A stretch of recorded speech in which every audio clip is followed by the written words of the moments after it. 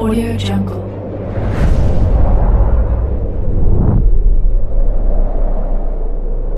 Yo, balik lagi bersama Mimin di Manhwa TV. Kali ini kita akan lanjutkan pembahasan dari cerita The Apex of Dragon Mastery. Mimin infokan kembali bagi teman-teman yang ingin menonton video terbaru lebih cepat, silahkan bergabung menjadi member di channel ini dengan biaya 5.000 per bulannya. Jika tidak, teman-teman bisa bersabar lebih dulu selama 2-3 hari untuk menonton video tersebut. Tanpa berlama-lama, yuk kita masuk ke disclaimer dulu.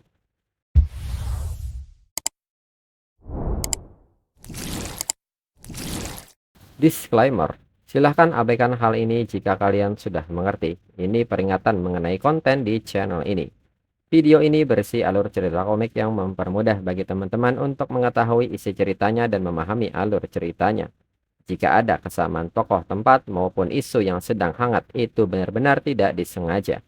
Dan peringatan bagi teman-teman untuk tidak mencontoh atau meniru perkataan maupun perbuatan yang tidak baik yang ada di video ini. Karena cerita ini hanyalah fiktif belaka. Jika mengerti, yuk kita masuk ke ceritanya. Begitu juga dengan Jin Qingsing yang mati seketika.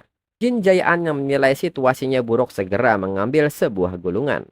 Jin Jayaan pun menyebut bahwa dirinya tidak boleh mati di sini. Rencananya belum selesai. Mansion Jin akan segera menjadi miliknya. Di saat Jin Jayaan ingin menggunakan teleportation scroll, di saat itu juga pedang Lufan menghancurkan gulungan itu. Dan Lufan menyebut bahwa dirinya akan meninggalkan pedang ini untuk Jin Jayaan. Setelahnya Lufan pun bertanya kepada boneka mayat Jin Jaisi, apakah Jin Jaisi sudah melihatnya dengan jelas. Mansion Jin milik Jin Jaisi telah hancur total. Jin Jaisi pun menyebut bahwa dirinya telah melihatnya. Lufan pun seketika mengatakan bahwa kini hanya satu orang yang tersisa. Dia adalah putri kecil dari Jin Jaisi, yaitu Jinzu. Begitu dirinya tahu di mana Jinzu bersembunyi, kematiannya akan segera tiba. Lufan pun meminta Jin Jaisi untuk tinggal di sini. Biarkan warga yang datang untuk menyelamatkan melihat baik-baik pahlawan mereka. Lalu Lufan juga meminta kepada Bone Clone untuk meratakan kota ini dengan tanah. Di saat Bone Clone ingin melaksanakan perintah Lufan, seseorang datang dan meminta Lufan untuk berhenti. Mendengar suara ini, Lufan pun sadar siapa yang datang. Dan benar saja ternyata itu adalah kepala sekolah.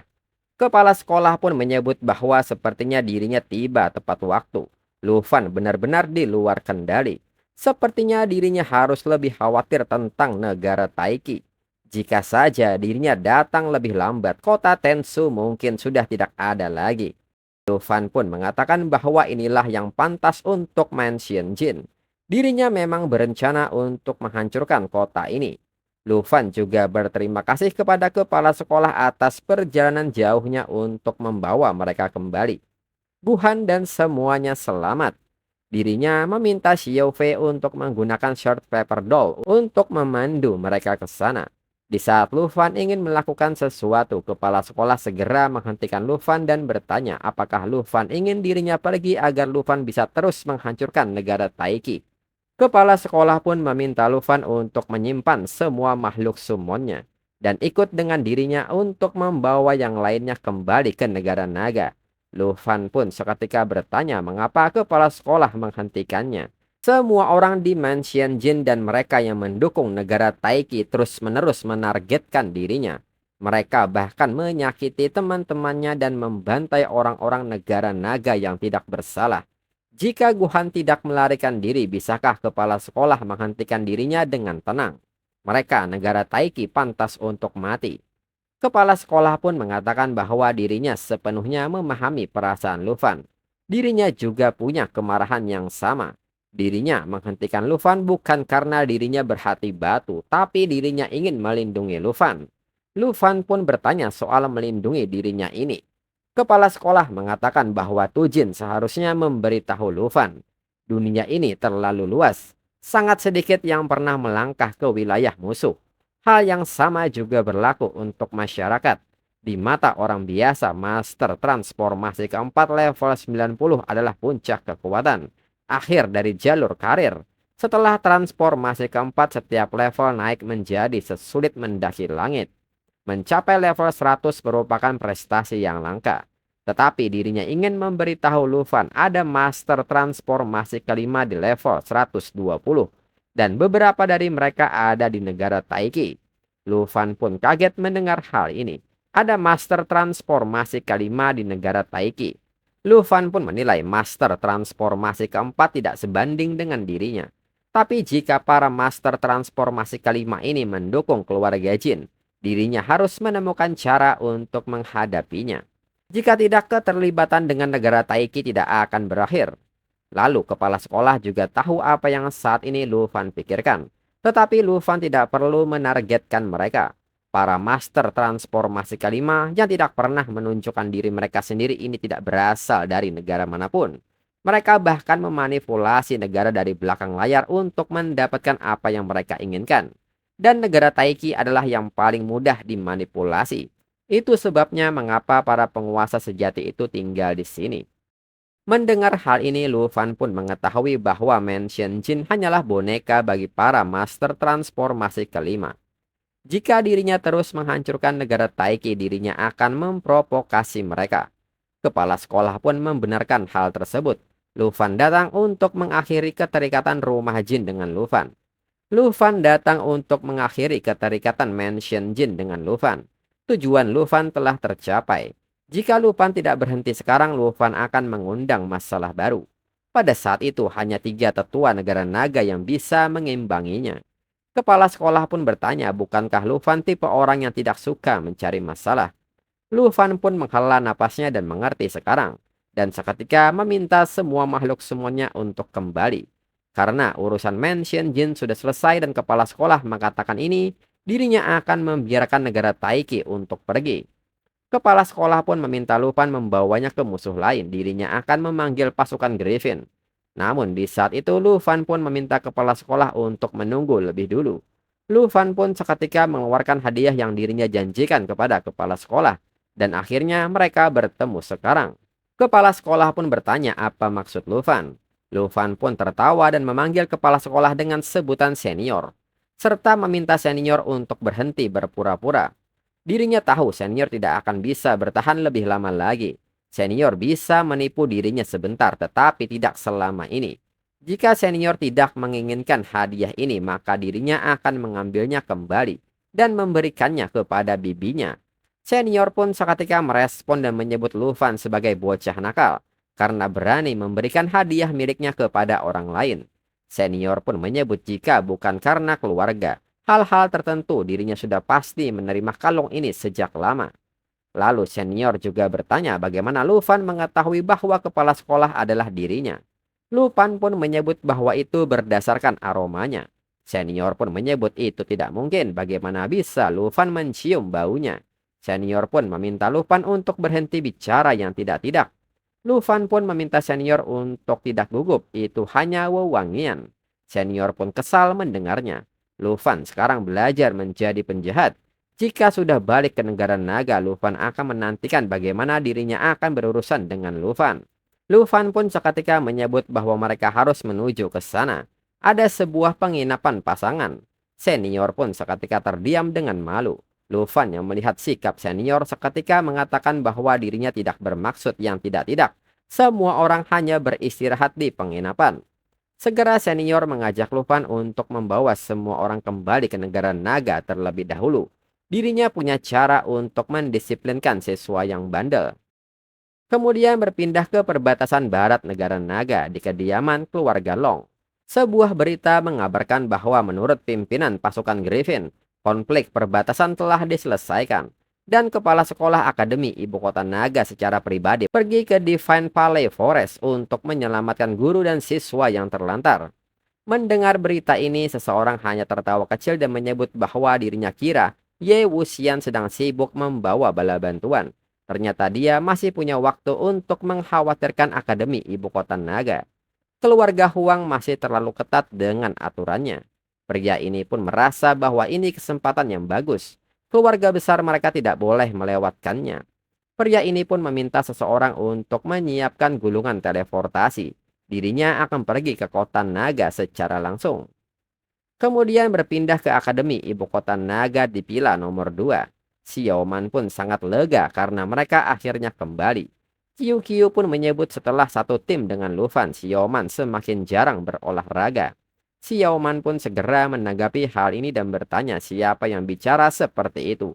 Dirinya juga berkontribusi saat pasukan Griffin memperbaiki gerbang teleportasi.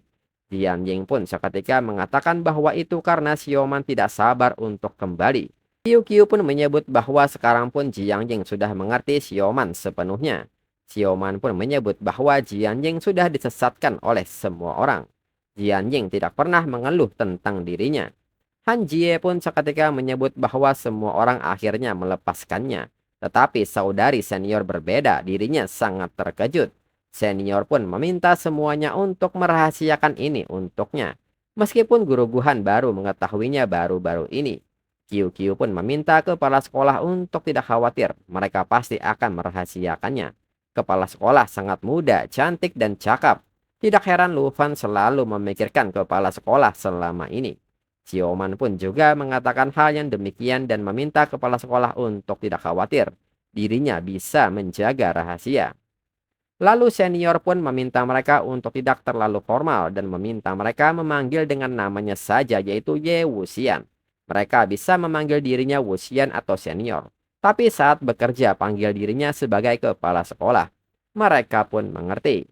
Kemudian Wuxian pun bertanya di manakah Lufan. Jianying pun menyebut bahwa Lufan ada di kamar tidur di lantai atas. Lufan bilang dia perlu menelepon. Kemudian Lufan pun kini turun dari lantai atas sambil melakukan telepon. Lufan pun mengucapkan terima kasih kepada Lufei atas usahanya mengenai batu nisan itu. Lufan pun juga meminta Lufei menyampaikan bela sungkawa mereka kepada para korban. Ini adalah keluarga dan teman-temannya. Kalau mereka masuk portal nanti, mereka semua bisa bertemu satu sama lain. Lufei pun menyapa mereka melalui panggilan video. Lufei pun mengatakan bahwa Lufan meminta mereka untuk mendirikan batu nisan untuk para korban yang meninggal di camp Divine Valley Forest Camp.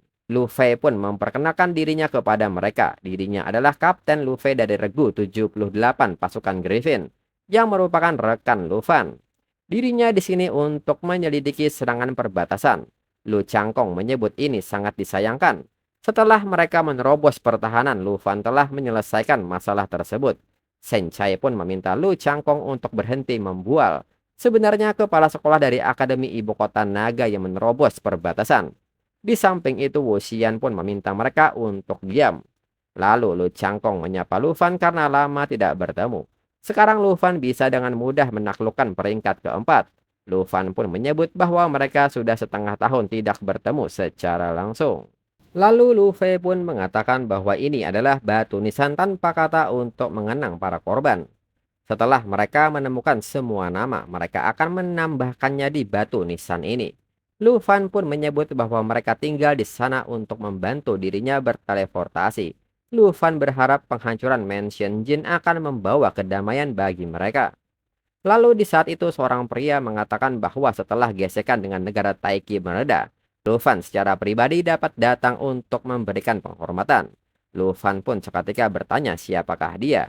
Pria itu pun nampak menggunakan lencana emas di jubahnya. Dan pria itu menyebut bahwa dirinya di sini atas perintah ketua tim untuk menyelidiki. Dan hasilnya akan dikumpulkan dan diumumkan oleh dirinya. Nanti dirinya umumkan ke dua negara bahwa kaum bidat menyerang perkemahan negara naga. Kemudian menyerang negara Taiki mengakibatkan Mansion Jin menjadi tidak kompeten dan musnah. Sedangkan pasukan Griffin dan Akademi Ibu Kota Naga berhasil menyelamatkan penyintas negara naga. Lufan pun nampak tidak setuju dengan pengumuman ini. Itu bukan kebenaran. Pria ini benar-benar menyalahkan bidat untuk kesalahan Mansion Jin. Namun Wuxian pun segera menghentikan sikap Lufan dan mengatakan bahwa ini solusi terbaik. Ini situasi yang menguntungkan untuk semua pihak. Qiu Qiu pun bertanya soal ini. Pria ini pun seketika menyebut bahwa teman Lufan sangat cerdas. Dengan cara ini, laporan tidak akan menyalahkan Lufan dengan penguasa negara Taiki. Dan itu akan memancing para bidat yang beraksi. Lufan pun mengerti sekarang. Pria itu pun berterima kasih kepada Lufan atas pengertiannya. Ini akan membantu mereka melacak para penyebar ajaran sesat. Lalu saat itu Wuxian pun kaget melihat sikap pria itu dan bertanya-tanya. Petugas itu dengan lencana emas hanya memberi hormat. Itu berarti Lufan harus setidaknya pada peringkat yang sama sekarang. Jadi Lufan juga ternyata memiliki lencana emas. Kemudian Han Jie pun menyebut bahwa Lufan dapat menjauh dari bisnis sekarang. Lufan pasti lapar sekarang dan dirinya akan segera memasak. Xiaoman dan Qiu Qiu seketika pergi membantu Han Jie. Lufan yang melihat ekspresi Wu Xian pun bertanya ada apa dengan Wu Xian. Wu Xian pun mengatakan bahwa itu bukan apa-apa. Hanya saja dirinya pikir Lufan memang sangat ambisius. Lalu di saat yang sama seseorang datang berkunjung dan Jianjing hendak membukakan pintu. Namun Lufan meminta Jianjing untuk menyerahkan hal itu kepadanya. Ditatap Wu Xian membuatnya merasa tidak nyaman. Lalu saat Lufan membuka pintu, Lufan pun bertanya siapa yang hendak dia cari. Dan ternyata itu adalah Andre. Andre pun menyebut bahwa dirinya di sini untuk mencari Lufan. Lufan pun tidak menyangka bahwa Andre benar-benar datang ke negara naga. Segera Lufan meminta Andre untuk masuk. Lufan pun menyebut bahwa ini sungguh hal yang mengejutkan. Andre benar-benar datang ke sini. Andre pun tertawa dan menyebut bahwa dirinya khusus datang ke sini untuk ketemu Lufan. Di saat masuk, Andre pun sudah mencium bau yang wangi. Han Jie pun bertanya apakah itu benaran Andre. Lufan sering menyebut nama Andre. Han Jie pun meminta Andre untuk bergabung dengan mereka dan makan bersama. Andre pun sangat berterima kasih untuk hal ini. Dirinya datang pada waktu yang tepat. Setelah berpisah dengan Lufan, dirinya memikirkannya setiap hari. Han Jie pun menyebut jika Andre menyukainya. Beritahu saja dirinya akan memasak lebih banyak lagi. Wu Xian pun mengatakan bahwa masakan Han Jie sungguh mantap. Bahkan mahasiswa luar negeri pun menyukainya. Andre pun mengatakan bahwa dirinya bukan mahasiswa luar negeri. Dirinya datang khusus untuk mengundang Lufan ke negeri salju. Lufan pun bertanya soal niat Andre mengundang dirinya ke negara salju. Andre pun meminta izin untuk menunjukkan hal ini kepada Lufan. Dan itu adalah Shadow Island Bridge, yang merupakan batu cahaya yang diberkati dari pulau bayangan telah tercemar oleh kekuatan bayangan untuk waktu yang lama. Dan secara bertahap mengumpulkan napas pulau bayangan yang cukup. Lufan yang melihat hal ini menilai, setelah mendapatkan kristal dewa kuno, masih ada 3 bahan lagi yang dibutuhkan untuk kontrak Shadow Dragon King. Dan Shadow Island Bridge adalah salah satunya. Lalu Andre pun menjelaskan bahwa keluarganya menerima amanat yang sangat besar untuk pergi ke Shadow Island dan menghancurkan Shadow Spring di tengahnya.